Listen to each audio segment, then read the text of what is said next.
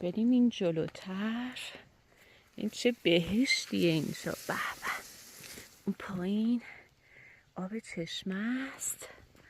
اینجا هم خورشیده که داره غروب میکنه.